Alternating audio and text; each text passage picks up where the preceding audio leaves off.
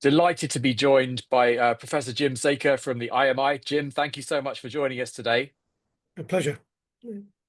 What are the implications for the industry from the announcement of these tariffs, particularly on exports for British brands? Well, basically, we export around about 101,000 cars to the US in any one year, roughly that sort of ballpark figure. So we're talking those sort of numbers. It's the second largest car exporting country that we go to, but generally speaking, it's very relatively small by comparison to, shall we say, Europe. The biggest hit, there are five companies that are really like to be hit: JLR, Mini, Rolls-Royce, Bentley, and Aston Martin. Those are the kind of the five that really kind of face the brunt of this. In the scheme of things, really, the biggest hit will be from JLR because they export 80% of their vehicles, and there's around about 76,000 vehicles exported to the US, and that makes the vehicle obviously more expensive to the American consumer, and that presents a bit of a challenge all round when it comes to how they price and how they go forward in the States.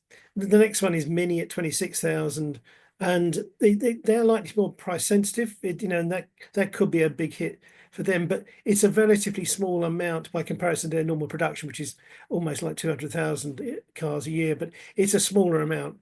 The other three are interesting because Rolls-Royce, I don't think, will be impacted that heavily. If you can afford a Rolls-Royce, then with all due respect, it's not going to be the biggest be all and end all, whether there's a bit of a tariff on it. Bentley sells 3,180, those type of numbers. And that's 30% of their output. Again, Bentley, we just don't know how price sensitive the product will be in the States. It will be more expensive. Then Aston Martin, a really interesting one again.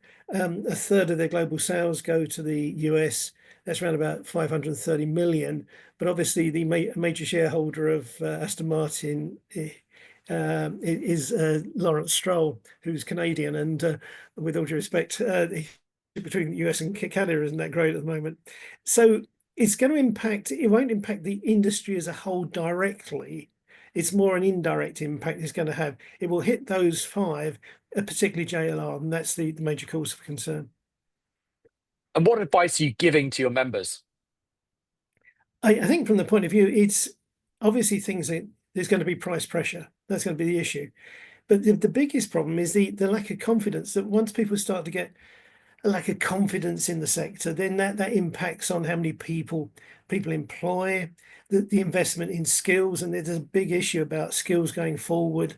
The move to EV is a challenge.